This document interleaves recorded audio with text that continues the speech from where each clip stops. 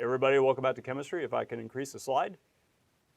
So this question reads as follows. Based on relative bond strengths, classify these reactions as endothermic, which means energy is absorbed, or exothermic, meaning energy is released.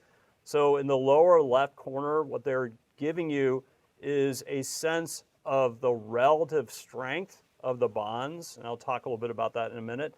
And then on the lower right is you have to classify each of those 5 chemical reactions as either endothermic or exothermic. So if I can reduce the slide. Okay, so what I've done is I have written that table of bond strengths here. And so we're starting out with the strongest bonds, and the strongest bond of all of them is the bond between A and B.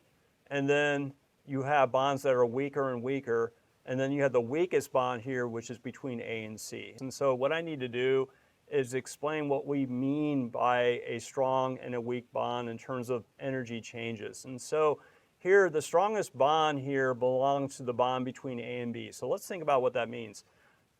If you want to break this bond, what's going to have to happen is that energy needs to be absorbed from the environment to break this bond. So breaking the bond is an endothermic process. If it's a strong bond, then you need a lot of energy to break it.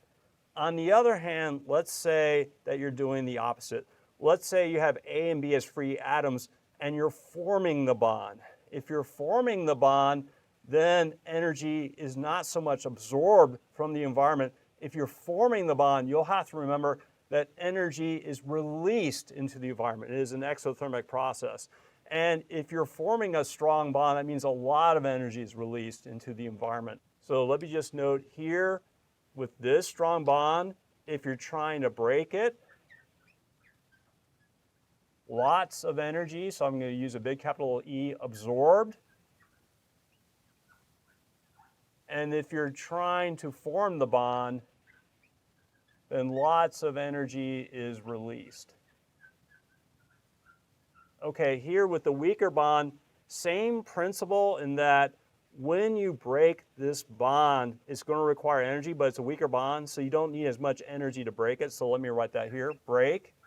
And then I'm going to write out a little e for little energy, absorbed.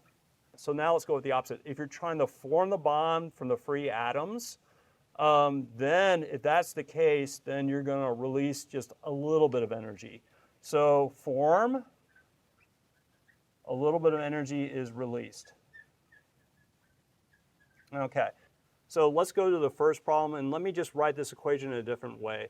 So we have A here, and then I'm just going to indicate here what BC is. It has a bond, right? So here is B, bond to C. And then those are the reactants, and the products are a bond between A and B and release C as an atom. So the thing I want you to notice here is you see bond BC, that is a reactant bond. And so in order to release the atoms so they can rearrange, you have to break it. So this is being broken. So here, once the atoms are rearranged, then a bond forms between A and B. So we should indicate that here in the product here, this is formed. Okay, so now let's look at the strength of the bond BC we're trying to break. And what you can see is BC is a relatively weak bond. And so what that means is you need little energy to break this. Now, how about AB? Is this a strong bond or a weak bond? AB is a strong bond. So this is strong. And so when this bond forms, you're going to release a lot of energy. So you're going to release lots of energy. So here's the point. You're going to have to first break this bond with a little bit of energy absorbed from the environment, and then you'll form this bond, which releases a tremendous amount of energy into the environment. So the amount of energy released by this bond is far greater than the energy required to break this bond. Therefore, it looks like this reaction here is going to be exothermic.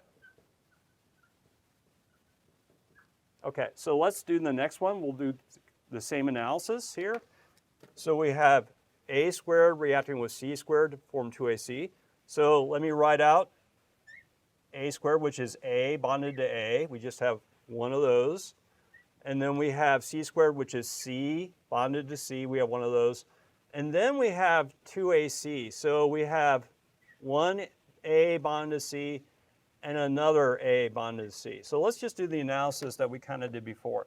So here, what we have to do is break the bond between A and A, break the bond between C and C, and then we have to form two bonds here between A and C. So let me just note there are two bonds here as opposed to one. Okay, so let's see how easy it is to break AA. And so you can see AA is not easy to break, right? You're going to need a lot of energy to break it.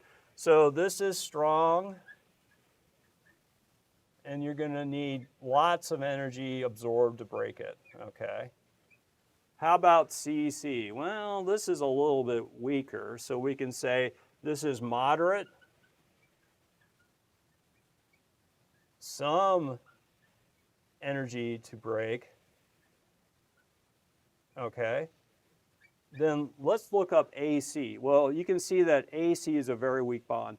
So even when two AC bonds form, we're only going to get a little bit of energy released into the environment.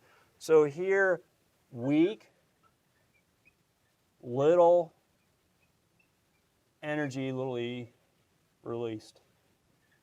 Okay, so I think you can sort of see what the answer is here. So it's very clear that here we need a lot of energy absorbed from the environment to break these bonds, and yet in return, when these new bonds form, little energy is released. And so we're going to need a lot more energy absorbed from the environment than we're releasing into the environment. If that is the case, then this is an endothermic process. And so what I'm going to let you do is let you work out the rest of the ones on your own. Okay, thank you for listening to that. See you next time.